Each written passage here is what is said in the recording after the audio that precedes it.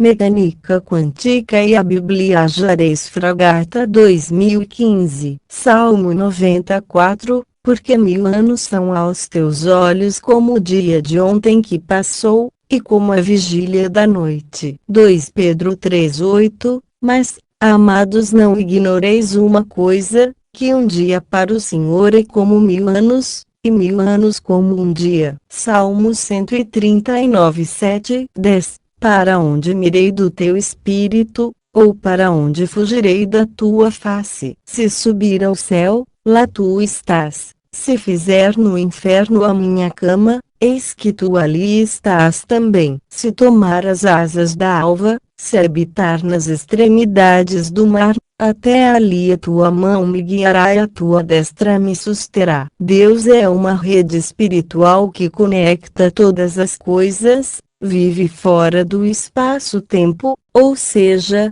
é não local, e presente, isto é Jeová Já. Mateus 22:32. Eu sou o Deus de Abraão, o Deus de Isaque, e o Deus de Jacó. Ora, Deus não é Deus dos mortos, mas dos vivos. Lucas 20:38. Ora, Deus não é Deus de mortos, mas de vivos, porque para ele vivem todos. O espaço e o tempo são ilusões da percepção humana, ou seja, tudo aquilo que percebemos com os 5 sentidos não é real. Partindo deste pressuposto, chegaremos à conclusão de que a predestinação só existe dentro da ilusão da percepção humana, isto é, dentro do nosso universo fictício, uma vez que para o Senhor, Adão, Eva, Abraão, Isaque e Jacó continuam vivendo na mesma linha de tempo nossa,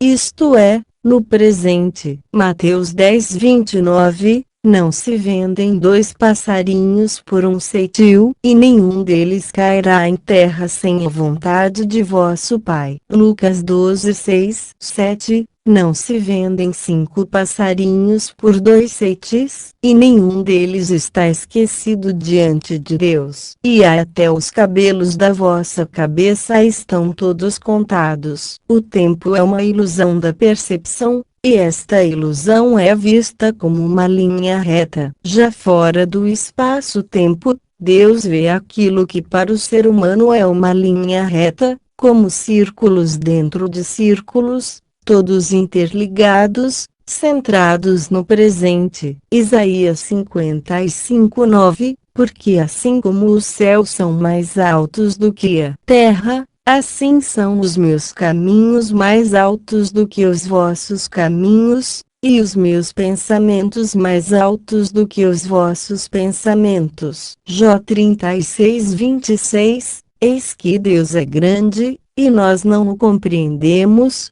e o número dos seus anos não se pode esquadrinhar. Em decorrência do pecado original, o ser humano se tornou pequeno, incapaz, isto é, sem estrutura mental para compreender a grandiosidade das coisas de Deus tudo de uma vez. Por isso o Senhor as revela a nós um pouco de cada vez. Vamos considerar o tempo como algo real, dentro da visão do Criador, círculos, dentro de círculos, todos interligados, e centrados no presente, desde Adão até o dia de hoje, sendo que o próprio Senhor Jesus afirma que até um simples fio de cabelo não passa despercebido diante do Senhor. Dá para ter uma vaga ideia do quão aguçada é a percepção de Deus, não é? Jeremias 10:12. Ele fez a terra com o seu poder, ele estabeleceu o mundo com sua sabedoria,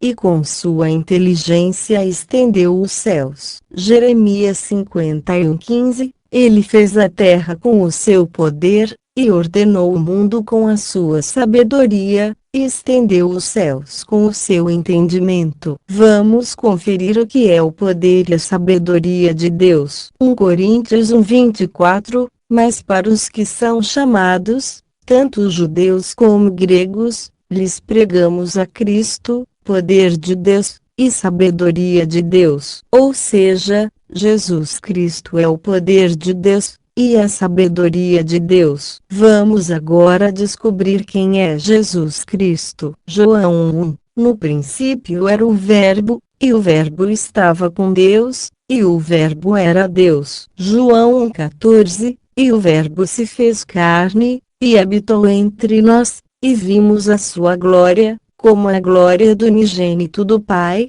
cheio de graça e de verdade. Apocalipse 19:13. E estava vestido de uma veste salpicada de sangue, e o nome pelo qual se chama é a Palavra de Deus. Estes versículos não deixam dúvidas. Jesus é a Palavra de Deus. Portanto, o poder e a sabedoria de Deus é Jesus Cristo, e Jesus Cristo é a Palavra de Deus. E quem é a Palavra de Deus? João 1. No princípio era o Verbo, e o Verbo estava com Deus, e o Verbo era Deus. A Palavra é o próprio Deus. 1 João 5:8 e 3 são os que testificam na terra, o Espírito, e a água e o sangue, estes três concordam num. Vamos considerar mais uma vez o tempo como algo real, dentro da nossa percepção, isto é, em linha reta. Nós passamos por três etapas: o poder e a sabedoria de Deus, Jesus Cristo,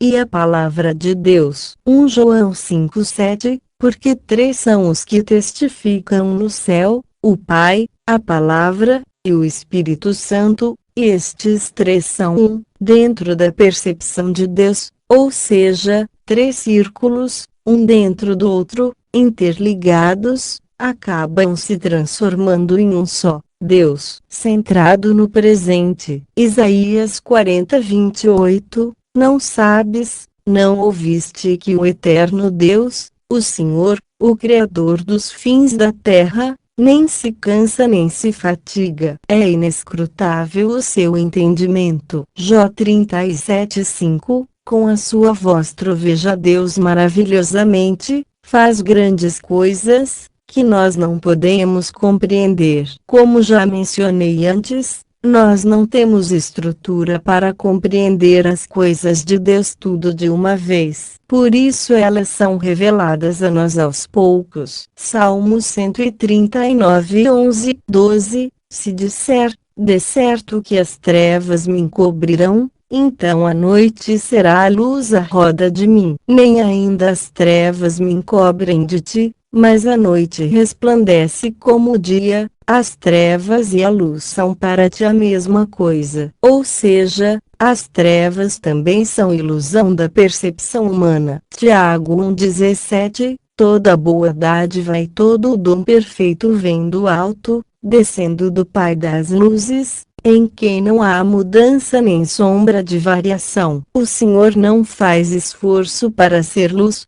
uma vez que a sua essência é luz. Nem as trevas me encobrem de ti, mas a noite resplandece como o dia, as trevas e a luz são para ti a mesma coisa.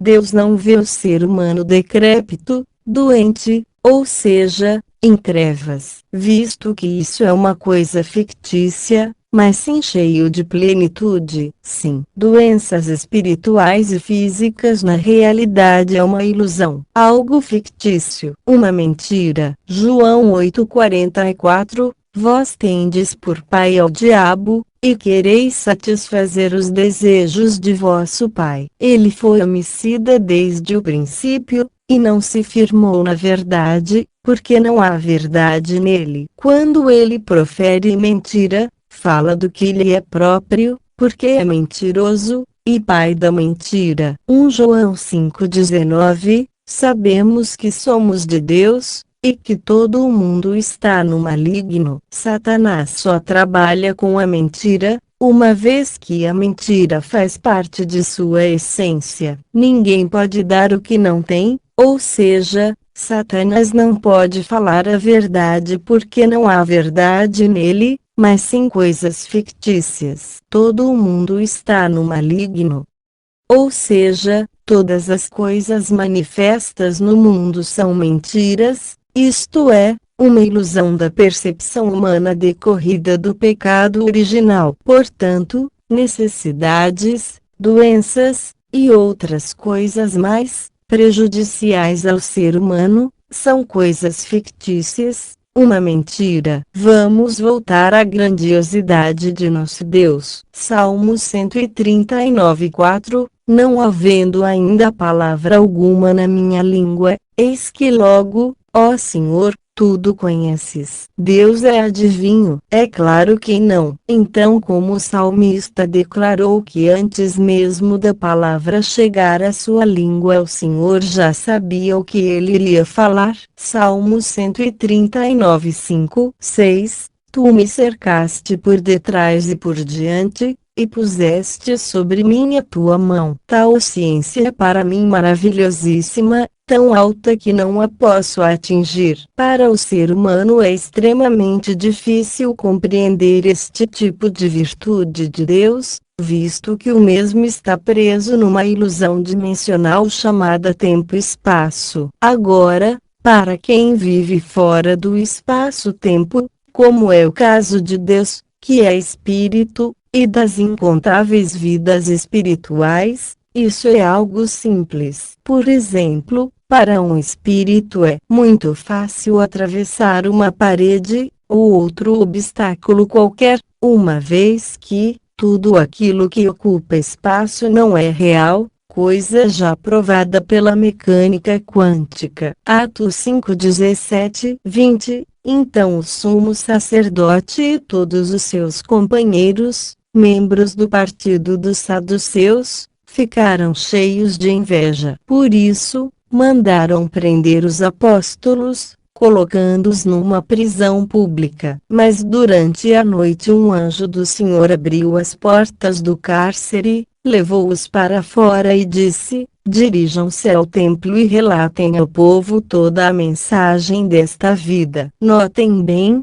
um anjo do Senhor abriu as portas da prisão e levou os apóstolos para fora. Atos 5:21, 24. Ao amanhecer eles entraram no pátio do templo, como haviam sido instruídos, e começaram a ensinar o povo. Quando chegaram o sumo sacerdote e os seus companheiros, convocaram o sinédrio, toda a assembleia dos líderes religiosos de Israel, e mandaram buscar os apóstolos na prisão. Todavia, ao chegarem à prisão, os guardas não os encontraram ali. Então, voltaram e relataram: encontramos a prisão trancada com toda a segurança, com os guardas diante das portas, mas, quando as abrimos não havia ninguém. Diante desse relato, o capitão da guarda do templo e os chefes dos sacerdotes ficaram perplexos, imaginando o que teria acontecido. Os anjos não estão presos ao espaço e o tempo. Eles sabem que tudo aquilo que ocupa espaço não é real. Por isso um anjo do Senhor com extrema facilidade abriu as portas da prisão, levou os apóstolos para fora, e os guardas que estavam diante das portas não perceberam nada de anômalo. Isso significa que os apóstolos também foram transformados em algo invisível. Atos 12:1, 5. Nessa ocasião, o rei Herodes prendeu alguns que pertenciam à igreja, com a intenção de maltratá-los, e mandou matar à espada Tiago, e o irmão de João. Vendo que isso agradava aos judeus, prosseguiu, prendendo também Pedro, durante a festa dos pães sem fermento. Tendo-o prendido, lançou-o no cárcere, entregando-o para ser guardado por 4 escoltas de 4 soldados cada uma. Herodes pretendia submetê-lo a julgamento público depois da Páscoa. Pedro, então, ficou detido na prisão, mas a igreja orava intensamente a Deus por ele. O apóstolo Pedro se encontrava numa situação extremamente desagradável. Atos 12:6, 10. Na noite anterior ao dia em que Herodes iria submetê-lo a julgamento, Pedro estava dormindo entre 2 soldados, preso com 2 algemas, e sentinelas montavam guarda à entrada do cárcere. Repentinamente apareceu um anjo do Senhor, e uma luz brilhou na cela. Ele tocou no lado de Pedro e o acordou. Depressa, levanta-te, disse ele. Então as algemas caíram dos punhos de Pedro. O anjo lhe disse: se vista e calce as sandálias. E Pedro assim fez. Disse-lhe ainda o anjo: põe a capa e siga-me. E, saindo, Pedro o seguiu, não sabendo que era real o que se fazia por meio do anjo. Tudo lhe parecia uma visão. Passaram a primeira e a segunda guarda, e chegaram ao portão de ferro que dava para a cidade. Este se abriu por si mesmo para eles, e passaram. Tendo saído, caminharam ao longo de uma rua, e de repente, o anjo deixou. Este caso é mais extraordinário que o primeiro. No entanto, em ambos um anjo do Senhor tira os apóstolos da prisão do tempo e espaço. É claro que nos casos dos apóstolos foram anjos do bem que os auxiliaram. Porém, existem casos mais recentes de objetos fora do espaço-tempo cruzarem objetos sólidos como se ele não existisse. Diga-se, de passagem, que de acordo com a mecânica quântica, deveras, esses objetos não existiam, visto que tudo aquilo que ocupa espaço não é real. Nestes casos tudo nos leva a crer que eram principados e potestades. Quando a humanidade vive um momento conturbado, as aparições destas forças espirituais são mais frequentes. 2 Reis 6:8-17. Ora,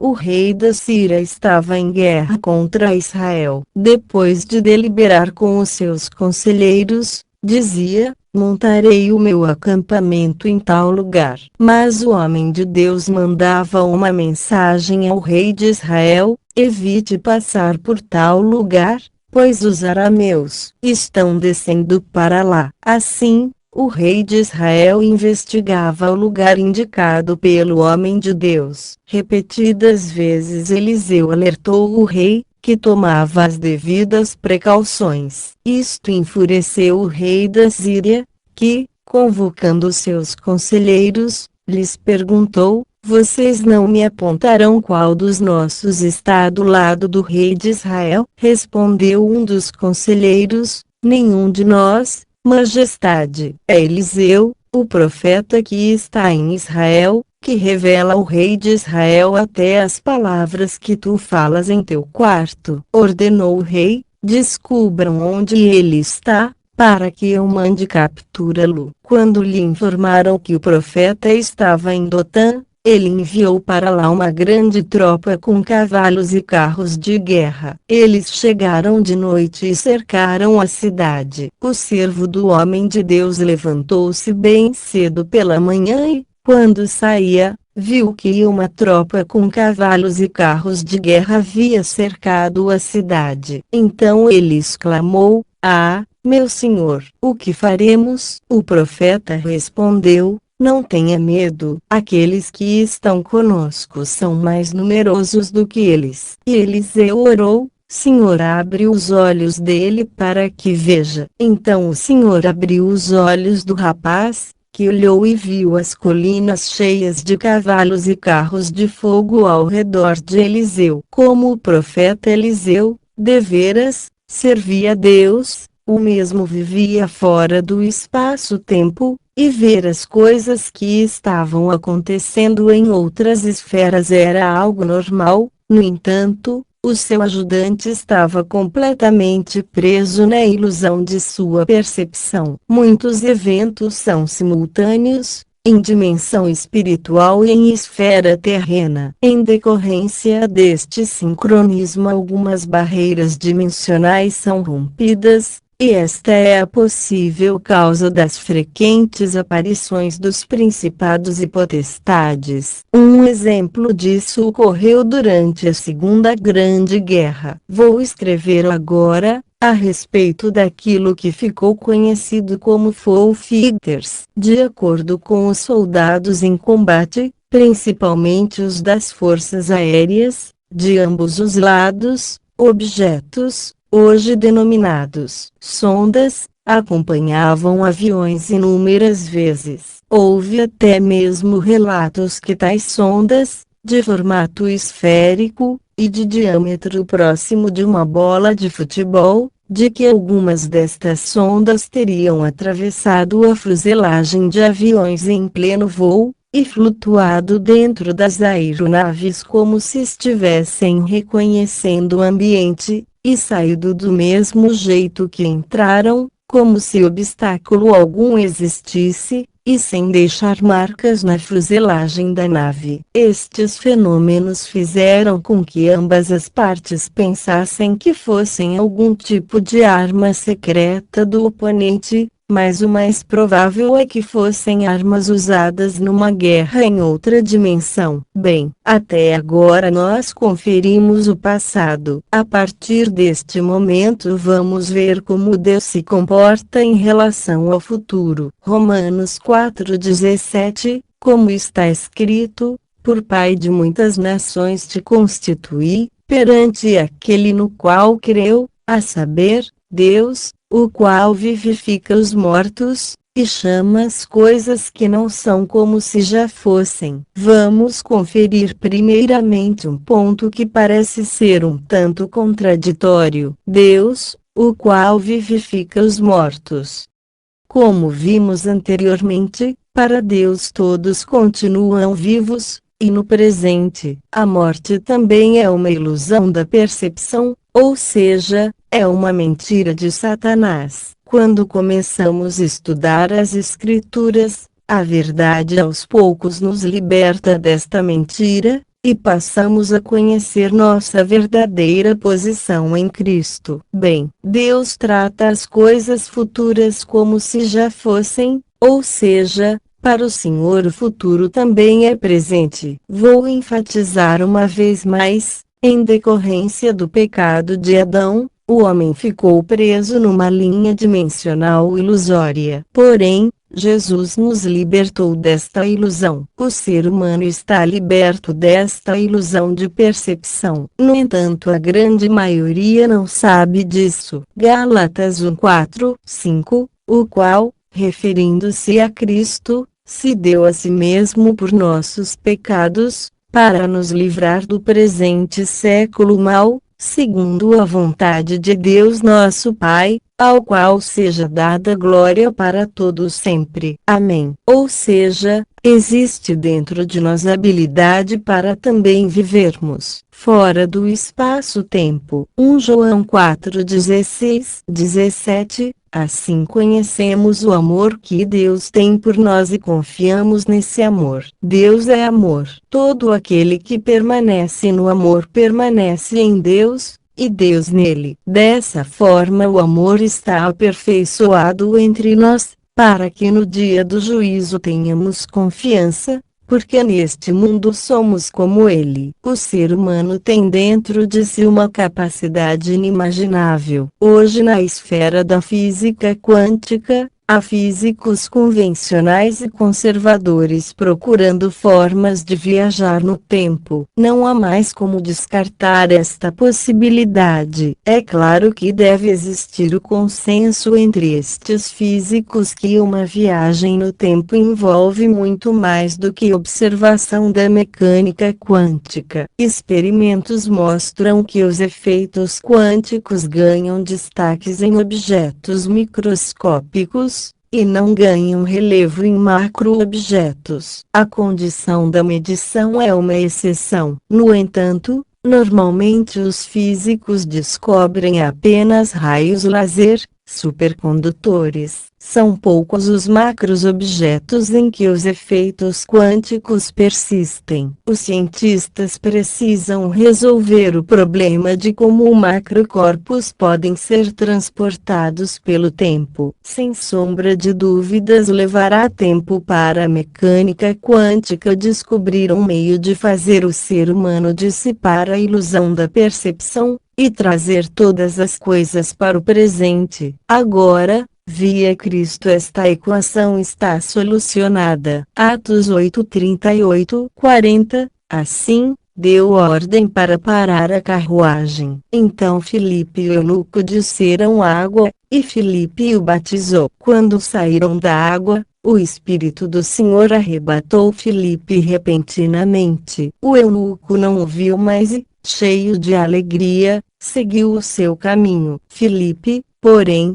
apareceu em Azoto e, indo para Cesareia, pregava o Evangelho em todas as cidades pelas quais passava. O Espírito Santo arrebatou Filipe, e o mesmo apareceu em Azoto. É claro que não tenho audácia de afirmar que o Espírito de Deus teletransportou Filipe até Azoto, ou seja, o transportou através da sua desmaterialização, materializando novamente em Azoto, visto que estaria sendo leviano, mas que isso foi algo extraordinário.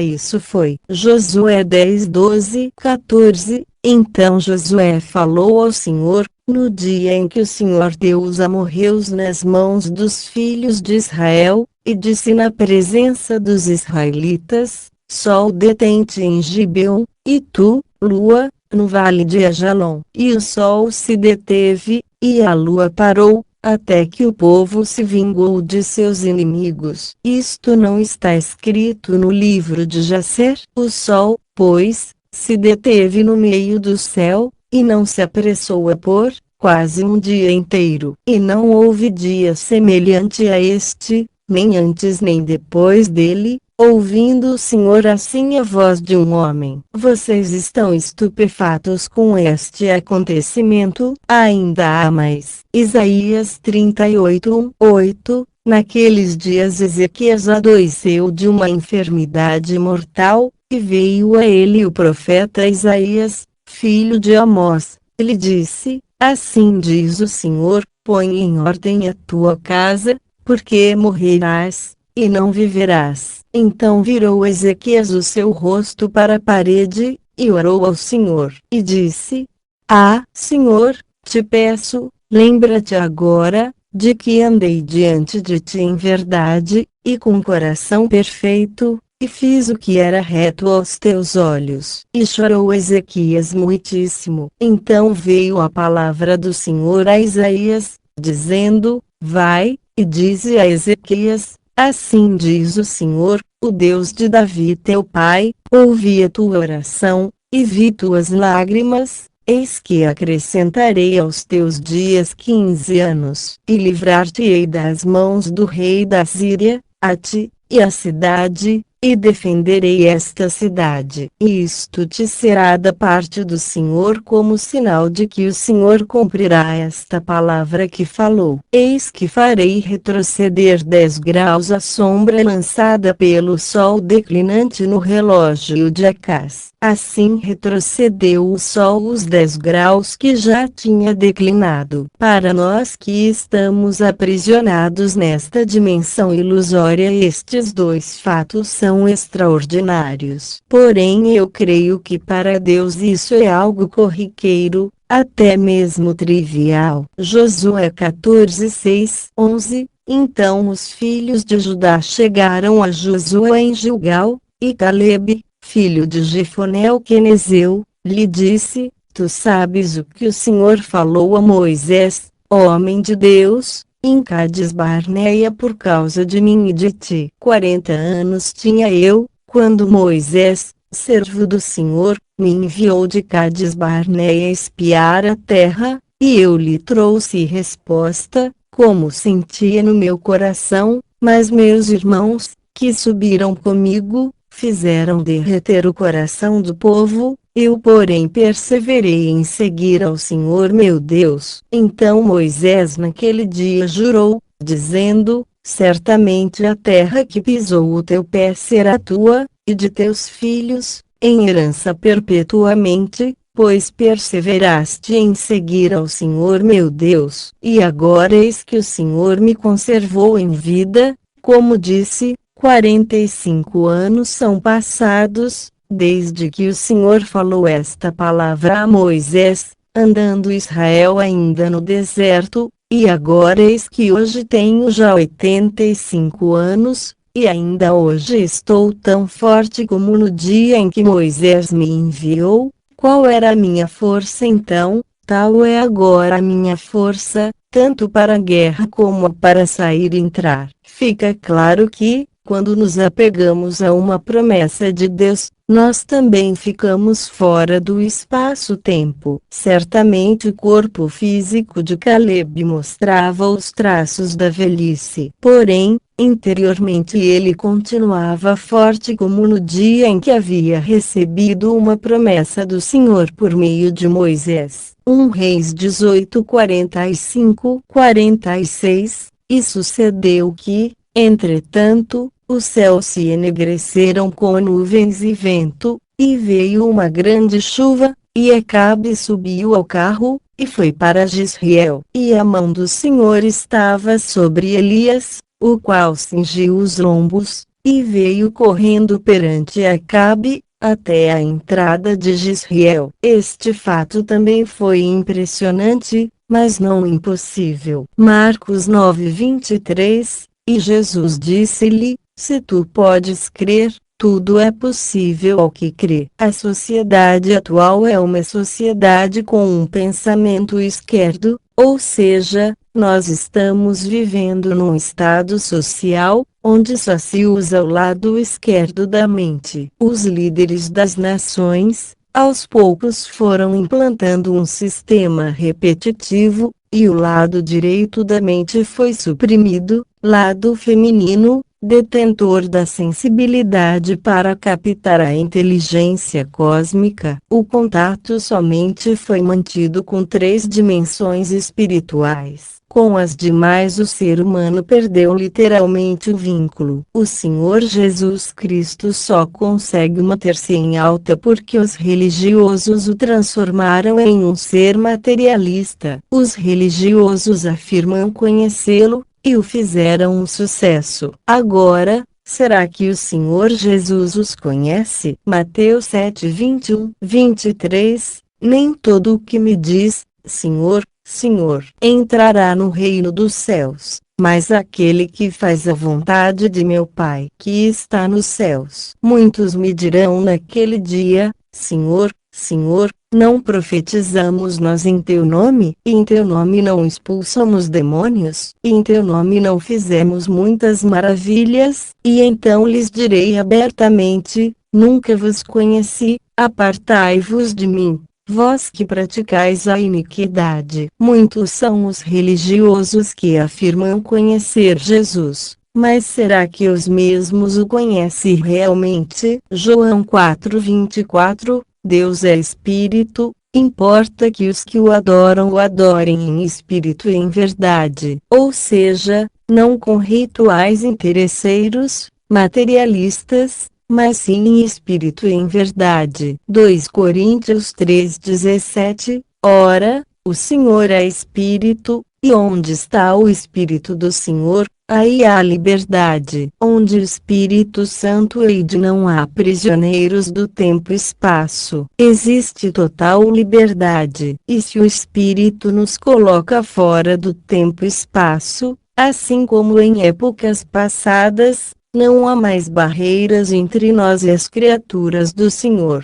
Ou será que anjos não mais existem, visto que não se pode mais vê-los? O ser humano não consegue mais vê-los porque o lado direito da sua mente, possuidora desta habilidade, há muito foi suprimido. No entanto, o Espírito Santo pode nos levar a vivenciar novamente esta maravilha, assim como no passado. Isaías 6:1-2. No ano em que morreu o rei Uzias, eu vi ao Senhor assentado sobre um alto e sublime trono, e o seu séquito enchia o templo. Serafins estavam por cima dele, cada um tinha 6 asas, com 2 cobriam os seus rostos, e com 2 cobriam os seus pés, e com 2 voavam. A teoria das supercordas postula a ideia de que o quark, a mínima partícula encontrada nas camadas subatômicas, é tecido por supercordas,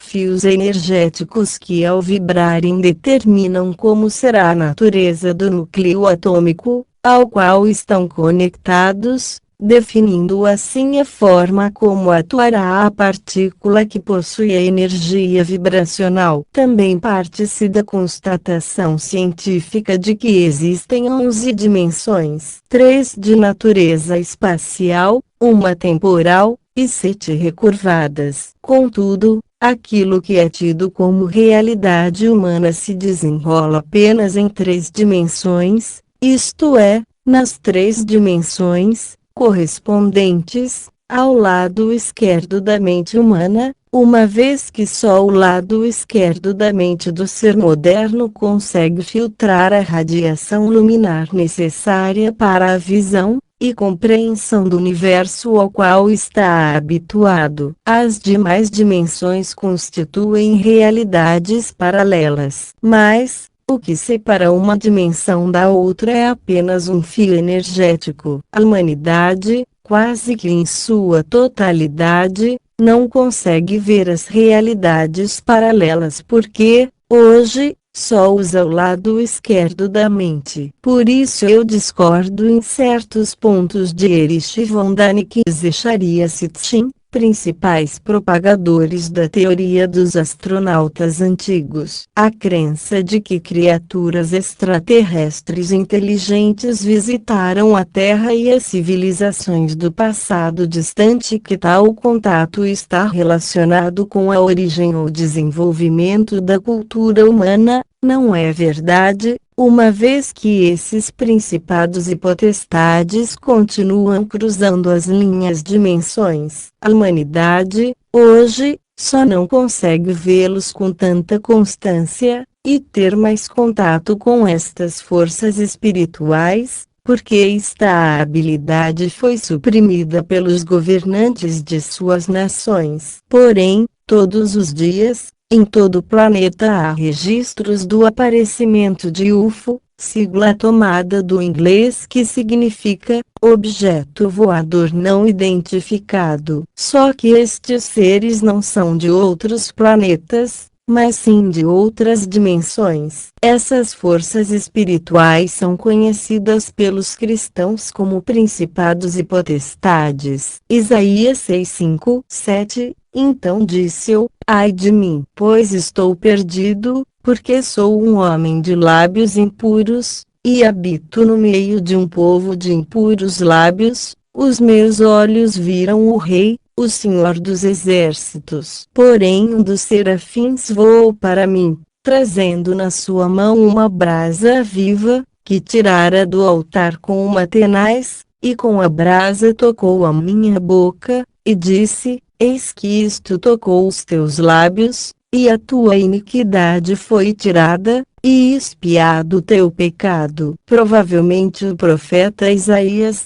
num momento de inspiração, saiu fora do espaço-tempo, e de fato o que o mesmo viu era real, visto que um dos serafins veio até ele com uma brasa viva, que creio eu fosse uma espécie de lazer, com a qual tocou a sua boca. Ezequiel 1:2-28. No 5º dia do mês, no 5º ano do cativeiro do rei Jeoiaquim, veio expressamente a palavra do Senhor a Ezequiel, filho de Buzi, o sacerdote, na terra dos caldeus, junto ao rio Quebar, e ali esteve sobre ele a mão do Senhor. Olhei, e eis que um vento tempestuoso vinha do norte, uma grande nuvem, com um fogo revolvendo-se nela, e um resplendor ao redor, e no meio dela havia uma coisa, como de cor de âmbar, substância resinosa e aromática de cor amarela dourada,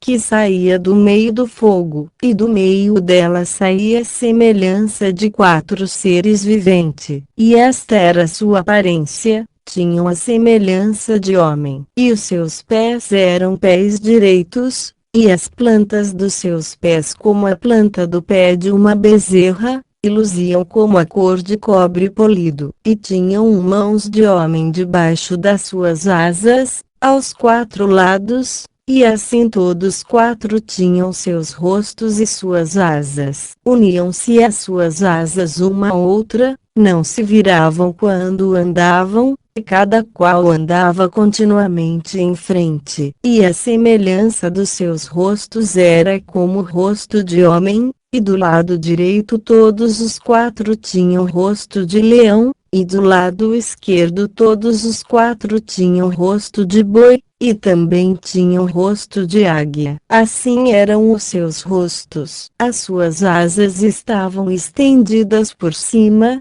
cada qual tinha duas asas juntas uma à outra, e duas cobriam os corpos deles. E cada qual andava para diante de si, para onde o espírito havia de ir. Iam, não se viravam quando andavam. E, quanto à semelhança dos seres viventes, o seu aspecto era como ardentes brasas de fogo, com uma aparência de lâmpadas. O fogo subia e descia por entre os seres viventes, e o fogo resplandecia, e do fogo saíam relâmpagos, e os seres viventes corriam, e voltavam, a semelhança de um clarão de relâmpago. E vi os seres viventes, e eis que havia uma roda sobre a terra junto aos seres viventes, uma para cada um dos quatro rostos. O aspecto das rodas, e a obra delas, eram como a cor de berilo, e as quatro tinham uma mesma semelhança, e o seu aspecto, e a sua obra, era como se estivera uma roda no meio de outra roda. Andando elas, andavam pelos seus quatro lados, não se viravam quando andavam. E os seus aros eram tão altos, que faziam medo, e estas quatro tinham as suas cambotas cheias de olhos ao redor. E, andando os seres viventes, andavam as rodas ao lado deles, elevando-se os seres viventes da terra, elevavam-se também as rodas. Para onde o espírito queria ir, eles iam, para onde o espírito tinha de ir, e as rodas se elevavam defronte deles, porque o espírito do ser vivente estava nas rodas. Andando eles, andavam elas e, parando eles, paravam elas e, elevando-se eles da terra, elevavam-se também as rodas defronte deles, porque o espírito do ser vivente estava nas rodas. E sobre as cabeças dos seres viventes havia uma semelhança de firmamento, com a aparência de cristal terrível, estendido por cima, sobre as suas cabeças. E debaixo do firmamento estavam as suas asas direitas uma em direção à outra, cada um tinha duas, que lhe cobriam o corpo de um lado, e cada um tinha outras duas asas, que os cobriam do outro lado. E, andando eles, ouvi o ruído das suas asas, como o ruído de muitas águas, como a voz do Onipotente, um tumulto como o estrépito de um exército. Parando eles, abaixavam as suas asas. E ouviu-se uma voz vinda do firmamento, que estava por cima das suas cabeças. Parando eles, abaixavam as suas asas. E por cima do firmamento, que estava por cima das suas cabeças, havia algo semelhante a um trono que parecia de pedra de safira, e sobre esta espécie de trono havia uma figura semelhante à de um homem, na parte de cima, sobre ele. E via como a cor de âmbar, como a aparência do fogo pelo interior dele e ao redor, desde o aspecto dos seus lombos, e daí para cima, e, desde o aspecto dos seus lombos e daí para baixo, vi como a semelhança de fogo, e um resplendor ao redor dele, como o aspecto do arco que aparece na nuvem no dia da chuva. Assim era o aspecto do resplendor em redor. Este era o aspecto da semelhança da glória do Senhor, e, vendo isto, caí sobre meu rosto, e ouvi a voz de quem falava. A descrição de Ezequiel é extraordinária, e não deixa dúvida. O profeta viu principados e potestades do bem. O que me causa mais perplexidade é a descrição de seres humanoides, coisa descrita do mesmo modo por João no livro de Apocalipse. Como mencionei anteriormente, A sociedade atual é uma sociedade com um pensamento esquerdo, ou seja, nós estamos vivendo num estado social, onde só se usa o lado esquerdo da mente. Os líderes das nações, aos poucos foram implantando um sistema repetitivo, e o lado direito da mente foi suprimido, lado feminino, detentor da sensibilidade para captar a inteligência cósmica. O contato somente foi mantido com 3 dimensões espirituais. Com as demais o ser humano perdeu literalmente o vínculo. 2 Coríntios 3:17. Ora, o Senhor é Espírito, e onde está o Espírito do Senhor, aí há liberdade. Onde o Espírito Santo há, não há prisioneiros do tempo e espaço. Existe total liberdade. E se o Espírito nos coloca fora do tempo e espaço, assim como em épocas passadas, não há mais barreiras entre nós e as criaturas do Senhor. Mas qual é o elo de ligação dos seres terrestres com os seres do multiverso? Ora, o fruto do Espírito. Gálatas 5:22, 23. Mas o fruto do Espírito é amor, gozo, paz, longanimidade, benignidade, bondade, fé, mansidão, temperança. Contra estas coisas não há lei. O fruto do Espírito Santo nos livra da ilusão da nossa percepção, e nos coloca fora do espaço-tempo. 1 Coríntios 13:13. Agora, pois, permanecem a fé, a esperança e o amor,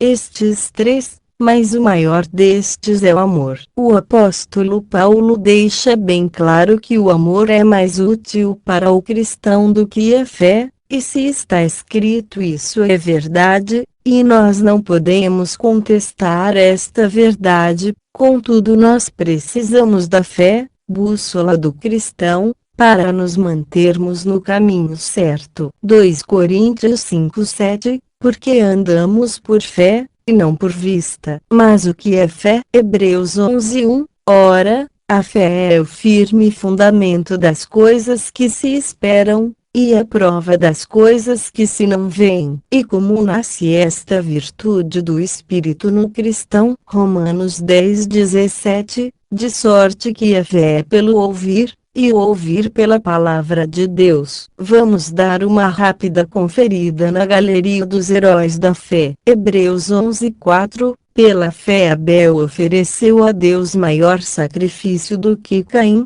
pelo qual alcançou o testemunho de que era justo, dando Deus testemunho dos seus dons, e por ela, depois de morto, ainda fala. Abel e Caim, ambos eram religiosos.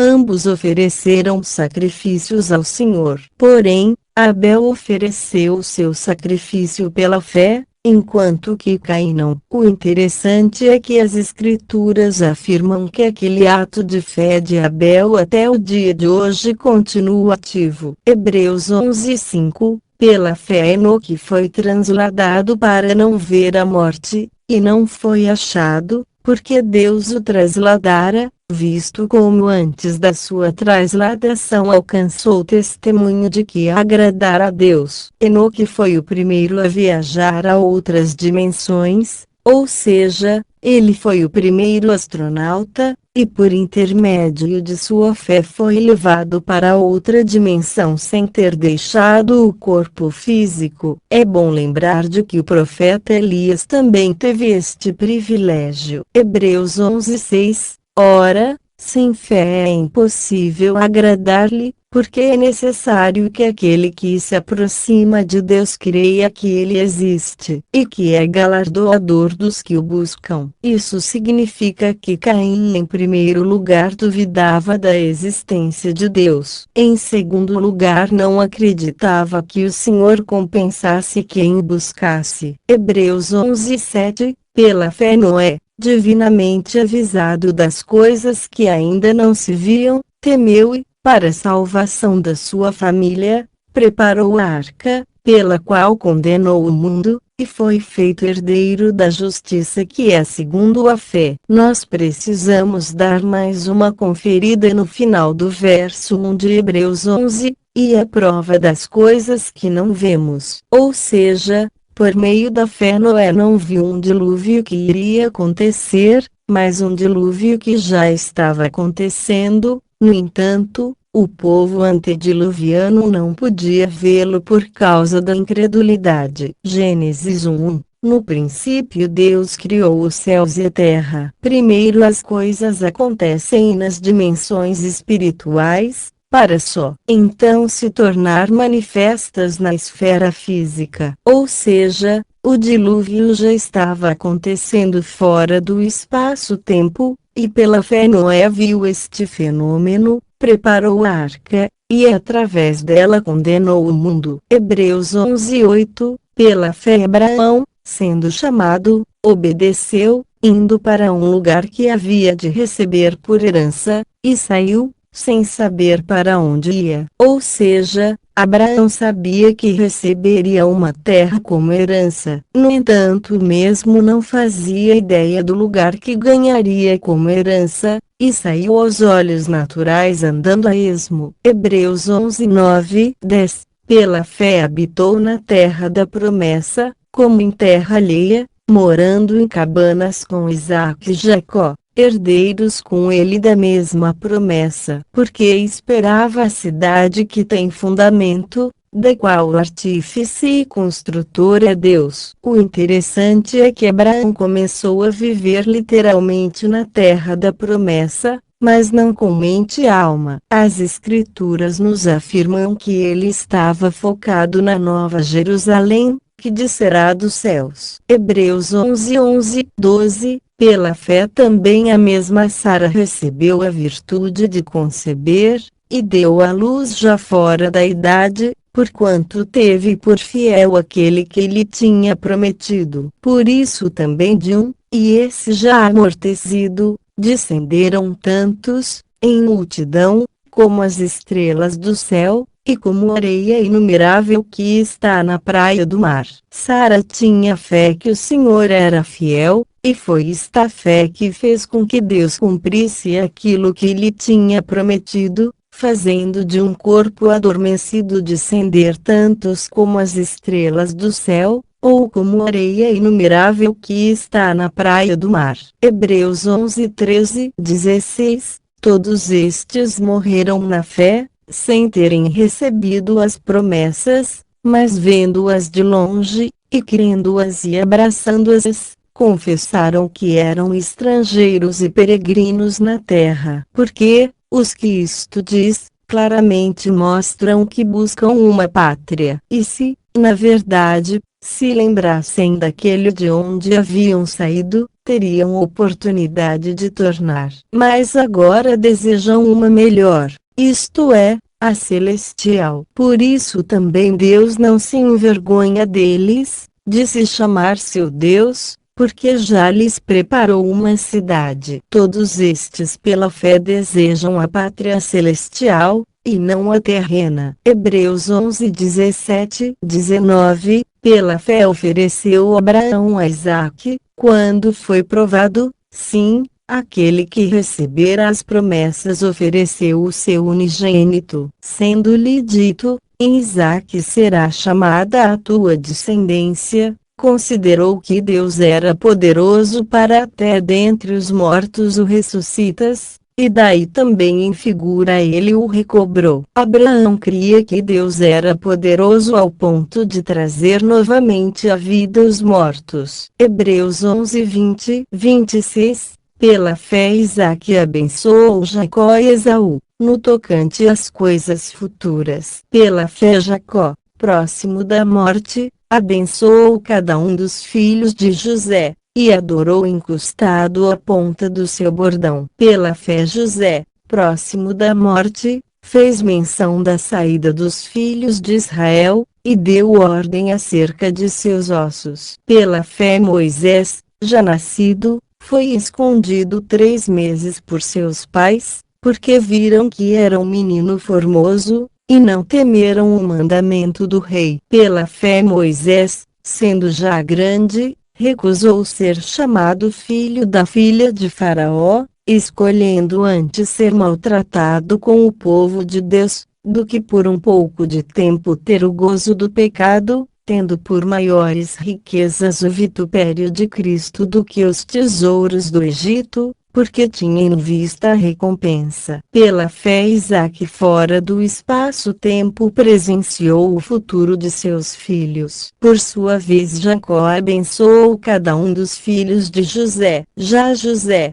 perto de se despir do seu corpo físico, falou a respeito da saída do povo israelita do Egito, e ordenou acerca de seus ossos. Pela fé os pais de Moisés não temeram o mandado do rei, e o esconderam por 3 meses. Moisés recusou ser chamado filho da filha de Faraó, considerando o vitupério de Cristo de maior valia do que gozar por um pouco de tempo do prazer do pecado. Hebreus 11:27. Pela fé saiu do Egito, não temendo a ira do rei, e perseverou, porque via aquele que é invisível. Eu adoro este versículo nessa tradução. Ele afirma que Moisés não temeu a ira do rei porque estava vendo aquele que é invisível, isto é, Deus. Hebreus 11:28-29. Pela fé celebrou a Páscoa e a aspersão do sangue, para que o destruidor dos primogênitos lhes não tocasse. Pela fé passaram o mar vermelho, como por terra seca, o que intentando os egípcios,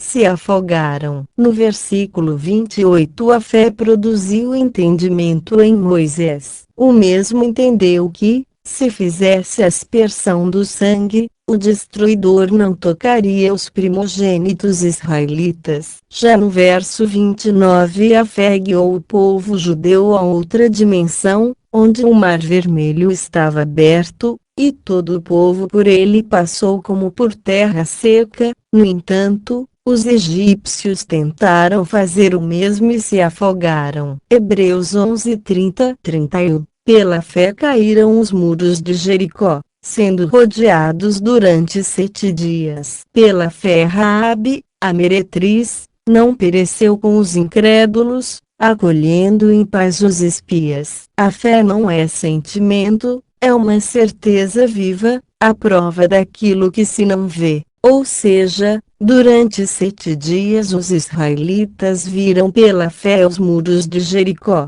até isso tornar-se uma realidade física. A prostituta Raabe tinha fé, e sua fé fez com que ela não perecesse com os incrédulos. Hebreus 11:6. Ora, sem fé é impossível agradar-lhe, porque é necessário que aquele que se aproxima de Deus creia que ele existe, e que é galardoador dos que o buscam. Para Deus não importa se uma pessoa faz um monte de coisas errôneas, ou se ela for uma meretriz como Raabe. Na realidade o que importa mesmo para o Senhor é ter fé que ele existe, e que é galardoador daqueles que o buscam. Hebreus 11:32-34. E que mais direi? Faltar-me-ia o tempo contando de Gideão, e de Baraque, e de Sansão, e de Jefté, e de Davi, e de Samuel e dos profetas, os quais pela fé venceram reinos, praticaram a justiça, alcançaram promessas, fecharam as bocas dos leões, apagaram a força do fogo, escaparam do fio da espada, da fraqueza tiraram forças, na batalha se esforçaram,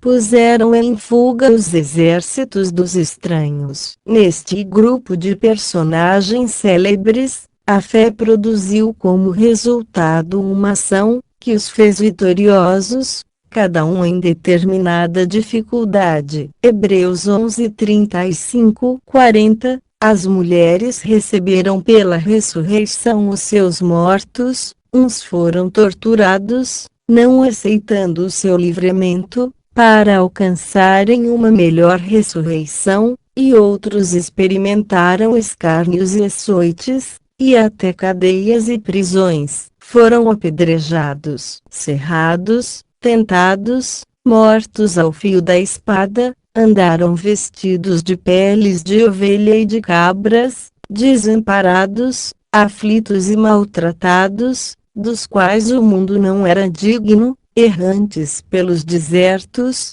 e montes, e pelas covas e cavernas da terra. E todos estes, tendo tido testemunho pela fé, não alcançaram a promessa, provendo Deus alguma coisa melhor a nosso respeito, para que eles sem nós não fossem aperfeiçoados. Aqui nós temos uma galeria de heróis da fé que passaram por provações, alguns deles, muito além de suas forças, mas, no entanto, honraram sua fé. 1 Coríntios 10:13, não veio sobre vós tentação, senão humana, mas fiel é Deus, que não vos deixará tentar acima do que podeis, antes com a tentação dará também o escape. O apóstolo Paulo está falando aqui para os cristãos de Corinto, ou seja, eles não seriam tentados além de suas forças, antes com a tentação o Senhor lhes daria um escape. 2 Coríntios 1:8-9, porque não queremos,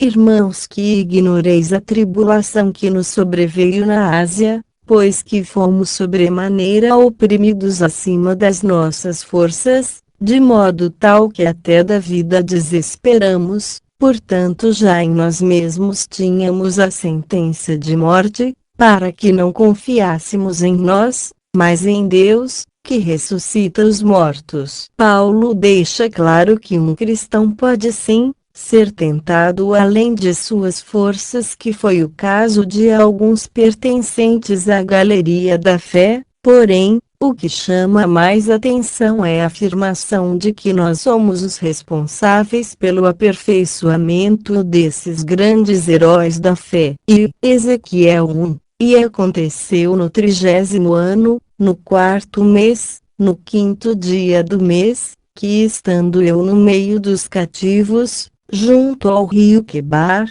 se abriram os céus, e eu tive visões de Deus. Ezequiel afirma que se abriram os céus, no plural. O apóstolo Paulo afirmou que foi arrebatado ao terceiro céu. Em decorrência desta afirmativa, muitos acreditam que existem 3 céus, outros que há 7 céus. Mas o que a ciência diz a este respeito? A constatação científica nos dá conta de que existem 11 dimensões, 3 de natureza espacial, uma temporal e 7 recurvadas, as quais incorporam também massa atômica, ou seja, até o momento a ciência afirma que existem 11 dimensões, ou céus. 2 Coríntios 12:4, em verdade que não convém gloriar-me, mas passarei as visões e revelações do Senhor. Conheço um homem em Cristo que há 14 anos, se no corpo, não sei, se fora do corpo, não sei, Deus o sabe, foi arrebatado ao terceiro céu. E sei que o tal homem, se no corpo, se fora do corpo, não sei, Deus o sabe, foi arrebatado ao paraíso. Eu ouvi palavras inefáveis, que ao homem não é lícito falar. Tudo indica que Paulo tenha sido arrebatado à terceira dimensão espacial, ou terceiro céu espacial. De acordo com sua declaração, o terceiro céu espacial, na realidade é o paraíso. O mesmo também dá a entender que estes 3 céus são habitados por criaturas do bem. Como o mesmo não faz menção do céu temporal, e dos 7 céus recurvados, podemos concluir que eles não são importantes para o desenvolvimento espiritual humano, e que são habitados por seres de má índole, os chamados alienígenas, que fazem de tudo para chamar a atenção do ser humano. Na linguagem bíblica afirmamos que estes alienígenas são principados e potestades do mal. Se abriram os céus, e eu tive visões de Deus. Provavelmente Ezequiel viu os 3 céus espaciais se abrirem, ou seja, as três dimensões espaciais. Vou dar uma rápida pincelada na teoria do multiverso. De acordo com essa teoria, existem numa espécie de queijo de energia quântica, infindáveis universos, onde bolhas se formam e somem sem parar. Até aí tudo bem. Agora, o que de fato chama atenção é a afirmação de que há clones humanos neste muitos universos, ou seja, em algum lugar existe outra pessoa igual a você e a mim. Mas o que as escrituras sagradas falam a respeito disso? Efésios 2:4-7. Mas Deus, que é riquíssimo em misericórdia, pelo seu muito amor com que nos amou, estando nós ainda mortos em nossas ofensas,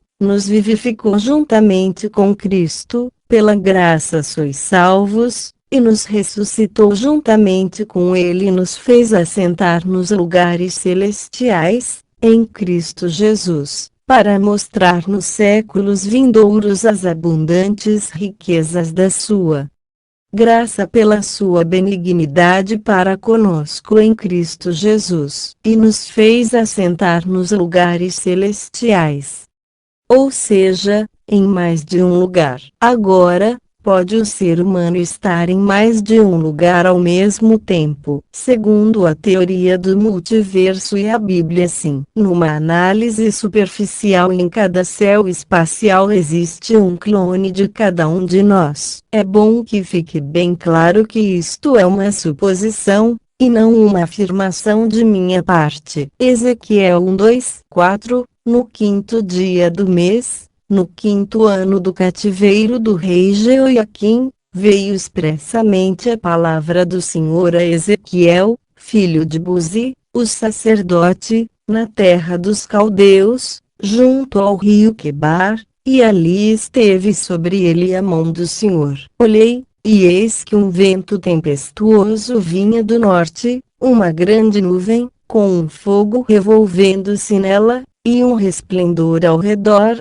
e no meio dela havia uma coisa, como de cor de âmbar, que saía do meio do fogo. O que poderia causar um vento tempestuoso? Talvez a hélice de uma grande máquina. Uma grande nuvem, com um fogo revolvendo-se nela. Talvez o que Ezequiel viu não fosse nuvem, mas sim fumaça provocada pelo fogo que revolvia nela, e um resplendor ao redor, ou seja, uma claridade intensa ao redor, e no meio dela havia uma coisa, como de cor de âmbar, que saía do meio do fogo.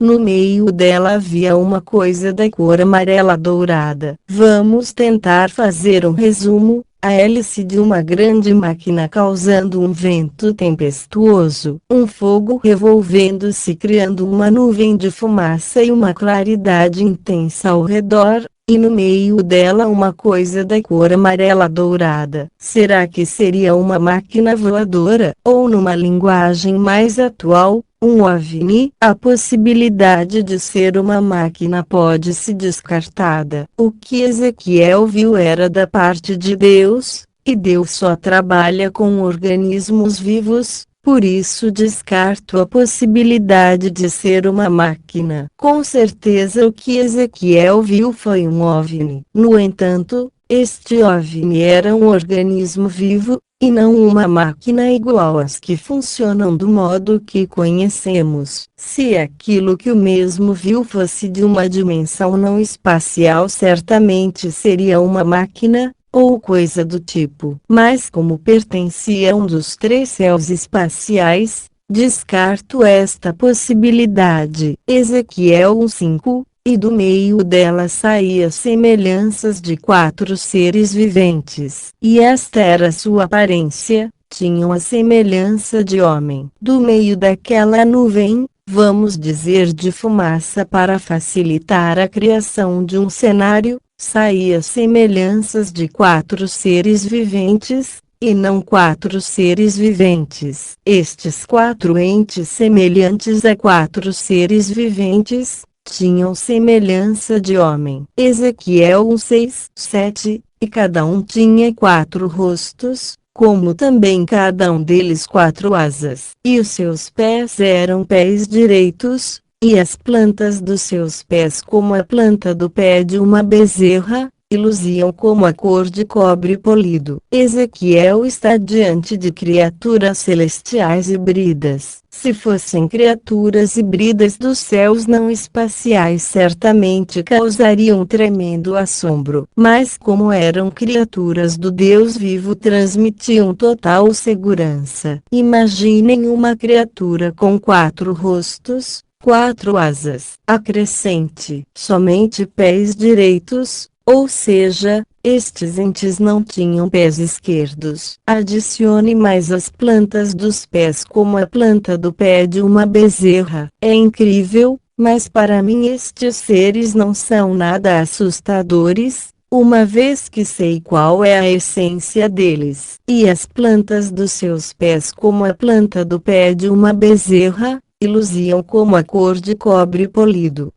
Dá para imaginar a estranheza e ao mesmo tempo a beleza disso tudo. Ezequiel 1:8-9, e tinham mãos de homem debaixo das suas asas, aos 4 lados, e assim todos 4 tinham seus rostos e suas asas. Uniam-se as suas asas uma à outra, não se viravam quando andavam, e cada qual andava continuamente em frente. Estes seres tinham as plantas dos pés como a planta do pé de uma bezerra, e agora surgem mãos de homem debaixo das asas, aos 4 lados. No que diz respeito às suas asas, uma ia se ligando à outra. Este processo fazia com que eles não precisassem se virar quando andavam, por isso seguiam sempre em frente. E tudo indica que em alta velocidade. E a ação provocada pela ligação de uma asa à outra era que redundava nesta velocidade. Ezequiel 1:10.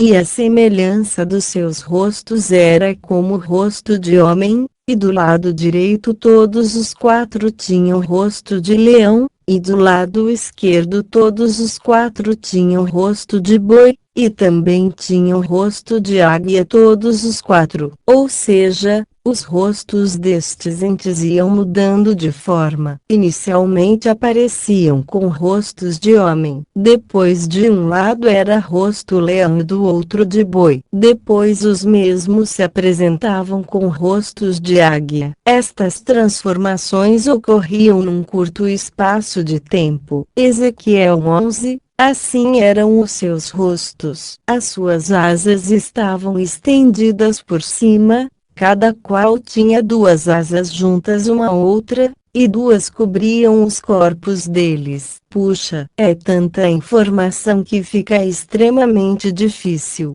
para não dizer impossível, criar uma imagem mental destes entes celestiais. Ezequiel 1:12. E cada qual andava para diante de si, para onde o espírito havia de ir, iam, não se viravam quando andavam. A palavra espírito na Nova Versão Internacional está escrito com letra maiúscula significando o Espírito Santo. Portanto, estes seres seguiam o mover do Espírito Santo. Ezequiel 1:13. E, quanto à semelhança dos seres viventes, o seu aspecto era como ardentes brasas de fogo, com uma aparência de lâmpadas. O fogo subia e descia por entre os seres viventes, e o fogo resplandecia, e do fogo saíam relâmpagos. Agora os seres se apresentam em estado de incandescência, mostrando rubor vivo, com aparência de lâmpadas. Agora se surge novamente a manifestação de combustão.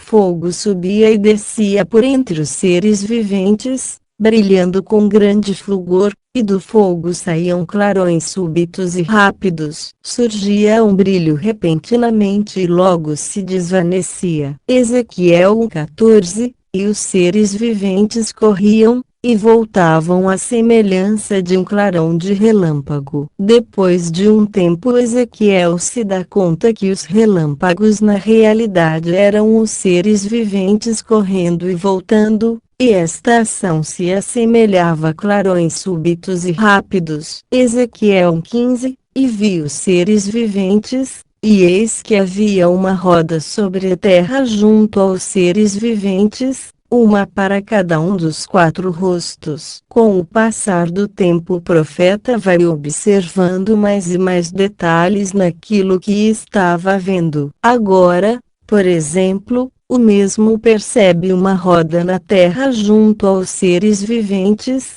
uma para cada um. Ezequiel 1,16, o aspecto das rodas, e a obra delas, eram como a cor de berilo, e as 4 tinham uma mesma semelhança, e o seu aspecto, e a sua obra, era como se estivera uma roda no meio de outra roda. Em seu livro Eram os Deuses Astronautas, publicado em 1968, o autor suíço Erich von Däniken defendeu seu ponto de vista, afirmando que aquilo que o profeta Ezequiel tinha visto era uma nave espacial. O então engenheiro da NASA, Joseph F. Blumrich, ridicularizou a ideia que von Däniken apresentou, a respeito daquilo que Ezequiel tinham visto. O austríaco Blumrich tinha uma certeza teórica de que a roda de Ezequiel partir-se-ia ao meio sob severa análise de um engenheiro de foguetes, mas para sua grata surpresa constatou-se que a descrição poderia ser adaptada para um projeto de módulo de aterrissagem lançado por uma nave-mãe.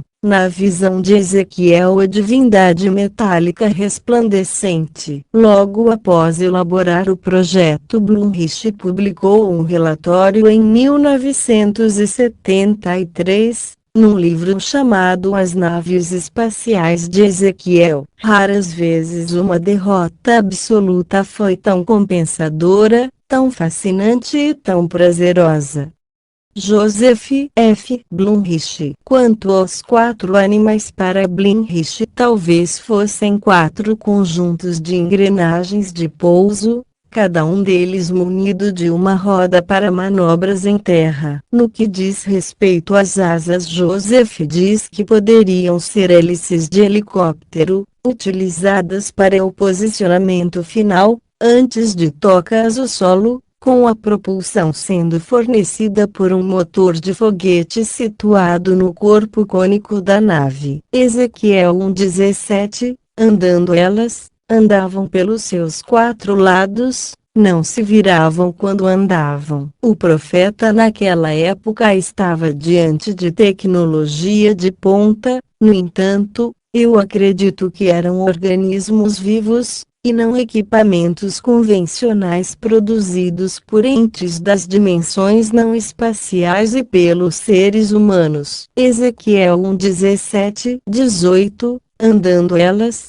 andavam pelos seus 4 lados, não se viravam quando andavam. E os seus aros eram tão altos, que faziam medo, e estas 4 tinham as suas cambotas cheias de olhos ao redor. Tinham as suas cambotas cheias de olhos ao redor.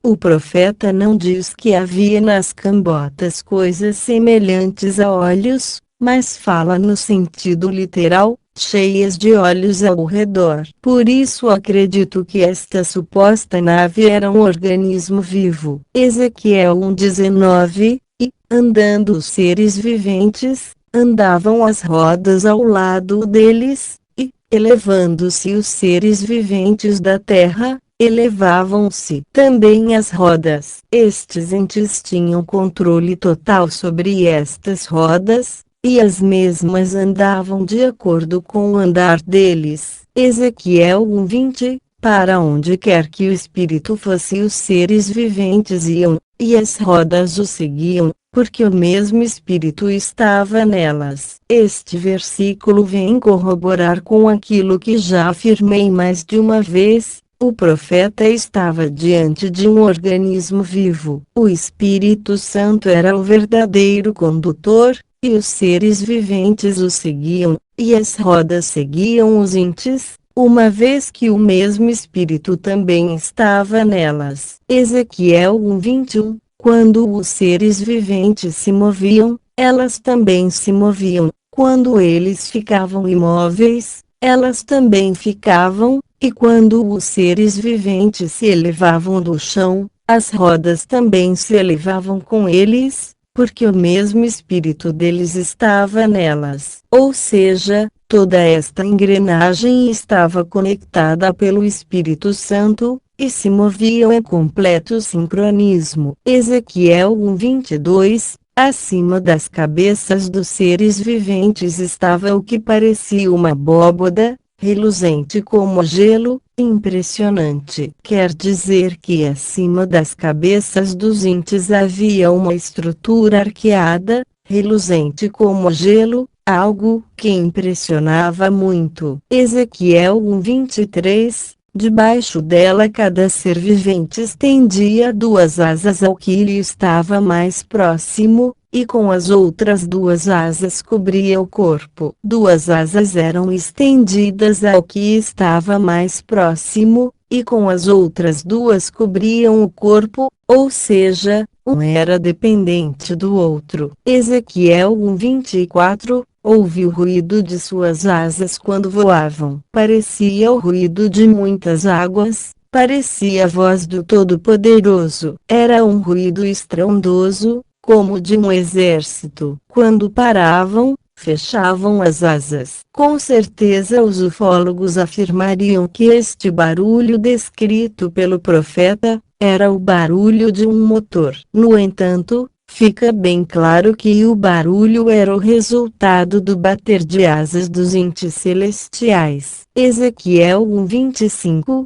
Então veio uma voz de cima da abóboda sobre as suas cabeças, enquanto eles ficavam de asas fechadas. Ou seja, os seres pararam de bater as asas. Ezequiel ouviu uma voz vinda de cima da estrutura arqueada. Ezequiel 1:26. Acima da abóboda sobre as suas cabeças havia o que parecia um trono de safira, e, bem no alto, sobre o trono, havia uma figura que parecia um homem. Todo o aparato descrito pelo profeta era somente para dar sustentáculo ao que parecia ser um trono de pedras preciosas de cor azul, e a figura que parecia um homem. Ezequiel 1:27. A parte de cima do que parecia ser a cintura dele, vi que parecia metal brilhante, como que cheia de fogo, e que a parte de baixo parecia fogo, e uma luz brilhante o cercava. Ou seja, na cintura o ser que estava sobre o trono tinha algo que parecia metal brilhante, cheio de fogo dentro. Já a parte de baixo literalmente assemelhava-se a fogo, com uma luz brilhante cercando-o. Podemos dizer que na cintura o mesmo tinha fogo com aquilo que parecia um metal brilhante cercando-o. Já na parte de baixo havia fogo com uma luz brilhante cercando-o. Ezequiel 1:28. Tal como a aparência do arco-íris nas nuvens de um dia chuvoso, assim era o resplendor ao seu redor. Essa era a aparência da figura da glória do Senhor. Quando a vi, prostrei-me com o rosto em terra, e ouvi a voz de alguém falando. Quando o profeta viu a aparência da glória de Deus, suas forças e seu ânimo se esvaíram. Ezequiel 2:1-2. Ele me disse: Filho do homem, fique de pé, que eu vou falar com você. Enquanto ele falava, o Espírito entrou em mim e me pôs de pé. Eu vi aquele que me falava. Por si só Ezequiel não conseguiu se levantar. Foi preciso o Espírito Santo entrar no mesmo, e colocá-lo de pé, em condições de ouvir aquele que falava com ele. E, Daniel 10:2-7. Naqueles dias eu, Daniel, estive triste por 3 semanas. Durante aquele tempo, não comi nenhuma comida gostosa nem carne, não bebi vinho e não penteei o cabelo. No dia 24 do primeiro mês do ano, eu estava na beira do grande rio Tigre, quando, de repente, vi um anjo vestido com roupas de linho e usando um cinto de ouro puro. O seu corpo brilhava como pedras preciosas, o rosto parecia um relâmpago, os olhos eram como tochas acesas, os braços e as pernas brilhavam como bronze polido, e a voz soavam como o barulho de uma multidão. Eu fui o único que vi essa visão. Os meus companheiros não viram nada, mas ficaram apavorados, e fugiram, e se esconderam. Daniel afirma que de repente viu um anjo, em outras traduções um homem. O tal anjo ou homem estava vestindo roupa de linho, e usando um cinto de ouro puro. Até aí tudo bem. É a partir de agora que a coisa começa a ficar interessante. Seu corpo brilhava como pedras preciosas. O corpo deste ente reluzia como cristais preciosos. Imaginem. Vou simplificar. Daniel descreve um ser de cristal. Olha só a magnitude desta visão. O rosto parecia relâmpago. A melhor definição que o profeta encontrou para descrever o rosto do anjo foi um relâmpago, ou seja, o rosto era um corisco, uma emissão intensa de radiação eletromagnética. Os olhos eram como tochas acesas. Uma das definições de tocha é a luz, brilho. Vamos supor que Daniel usou a expressão tochas acesas para definir luz, brilho. Agora, se este foi o caso, não seria melhor ter usado também as pedras preciosas para dar a significação de luz, brilho? Já tocha no sentido literal é uma haste que tem uma extremidade com substância inflamável. Podemos afirmar de que os olhos deste ente brilhavam como o brilho resultante de combustão. Os braços e as pernas brilhavam como bronze polido. Antes da invenção do espelho se usava o bronze polido para refletir a imagem das pessoas. Então a conclusão que se tira é que os braços e as pernas deste anjo brilhavam como espelho, e a voz soava como o barulho de uma multidão. Quando um grande número de pessoas está reunido em algum lugar, se ouvem muitas vozes, na sua grande maioria, vozes pouco inteligíveis, uma vez que umas causam interferência em outras. Este era o barulho da voz do anjo visto pelo profeta Daniel. Eu fui o único que vi essa visão. Os meus companheiros não viram nada, mas ficaram apavorados, e fugiram, e se esconderam. Outras pessoas estavam com Daniel, mas somente o mesmo viu o anjo. De acordo com a teoria das supercordas, existem 11 dimensões, 3 de natureza espacial, uma temporal e 7 recurvadas, as quais incorporam também massa atômica e carga elétrica. Atravessando um fiozinho se chega a outra dimensão. No caso que estamos conferindo, foi Daniel que entrou em outra dimensão, uma vez que as pessoas que estavam com ele não viram o anjo, ou seja, foi em outra dimensão o encontro deste ser celestial e o profeta Daniel. Os meus companheiros não viram nada, mas ficaram apavorados, e fugiram, e se esconderam.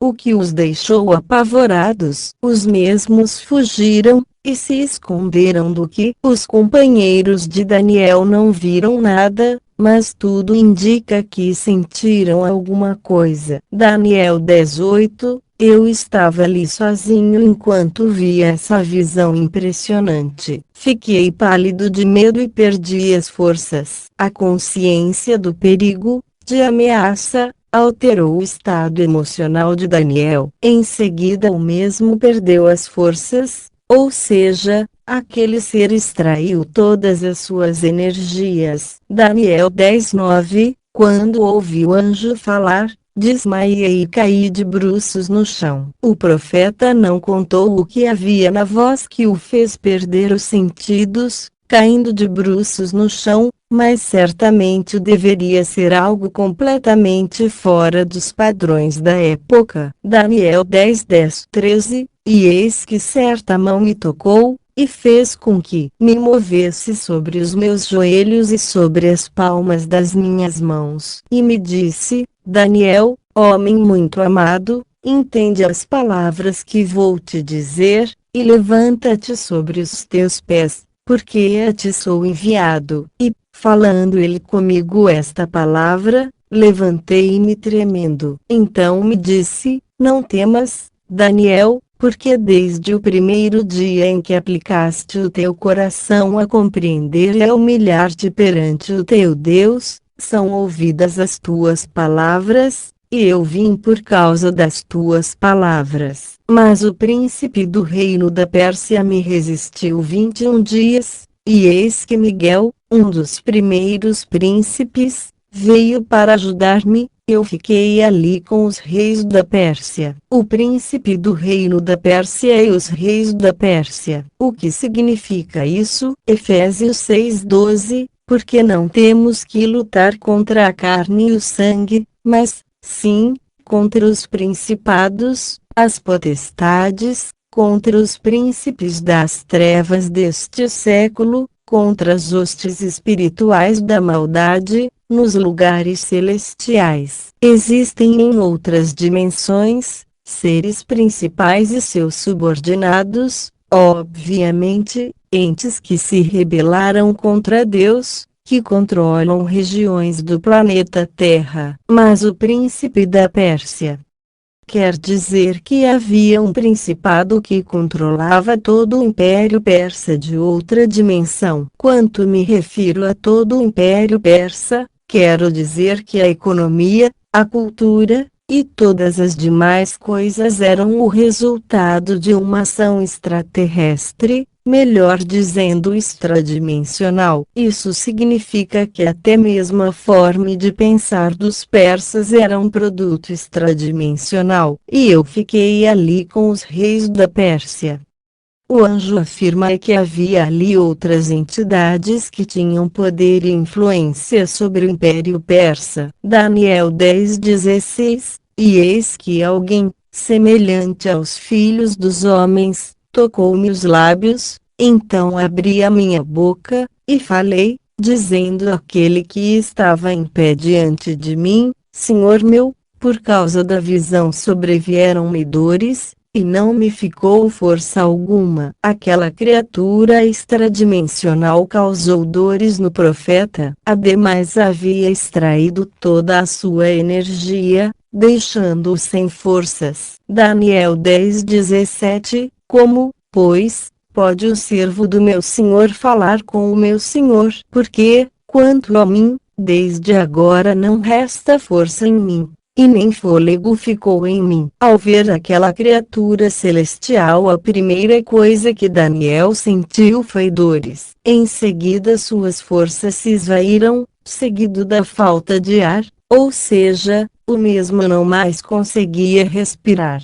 Daniel 10:18-21. E aquele, que tinha a aparência de um homem, tocou-me outra vez, e fortaleceu-me, e disse: não temas, homem muito amado, paz seja contigo, anima-te, sim, anima-te. E, falando ele comigo, fiquei fortalecido, e disse: fala meu senhor, porque me fortaleceste. E ele disse: sabes porque eu vim a ti. Agora, pois, tornarei a pelejar contra o príncipe dos persas, e, saindo, eis que virá o príncipe da Grécia. Mas eu te declararei o que está registrado na Escritura da verdade, e ninguém há que me anime contra aqueles, senão Miguel, vosso príncipe. Nos dias do profeta Daniel havia um principado extradimensional controlando o Império Persa. O anjo que veio a Daniel havia lutado com este principado para furar o bloqueio feito pelo mesmo para chegar até o profeta. Agora ele teria que lutar novamente para uma vez mais furar o bloqueio. E furando este bloqueio teria de enfrentar o principado que controlava a Grécia,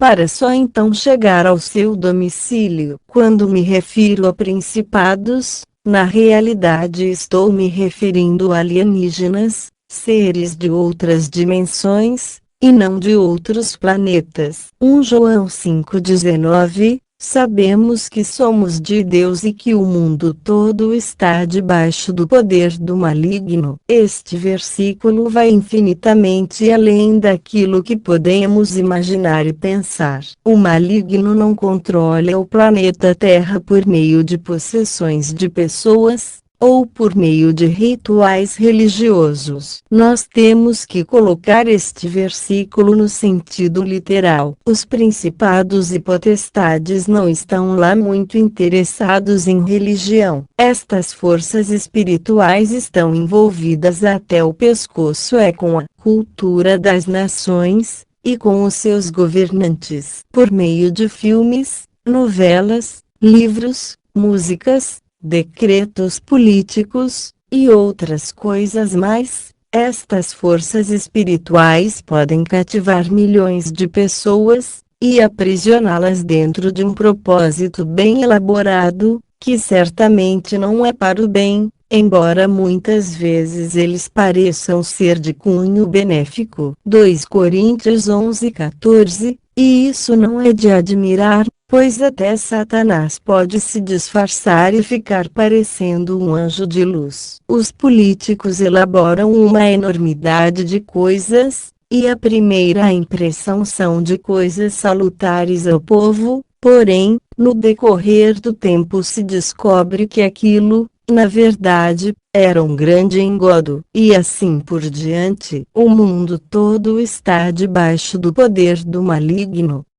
Vamos ver agora qual é a essência do maligno, para assim sabermos com quem estamos lidando, e para compreendermos um pouco mais sobre nós mesmos. João 8,44, vós tendes por pai ao diabo, e quereis satisfazer os desejos de vosso pai. Ele foi homicida desde o princípio, e não se firmou na verdade, porque não há verdade nele. Quando ele profere mentira, fala do que lhe é próprio, porque é mentiroso, e pai da mentira. A verdadeira essência do maligno é a mentira. O mundo todo está debaixo do poder do mal, ou seja, o mundo todo é uma grande mentira. Se o planeta todo é uma coisa fictícia, sua vida, família, títulos, diplomas também é um roteiro fictício. João 14,6, disse-lhe Jesus: Eu sou o caminho, e a verdade e a vida, ninguém vem ao Pai, senão por mim. A vida imaginária, ilusória do ser humano só acaba quando mesmo se achega a Cristo a verdade e a vida. Gálatas 6,3, a pessoa que pensa que é importante, quando, de fato, não é, está enganando a si mesma. Você que confia em diploma, dinheiro, influência social, saiba que está enganando a si mesmo, se estas coisas não têm a veracidade de Cristo. Ou seja, você está ensoberbecido com uma mentira. Juarez Fragata.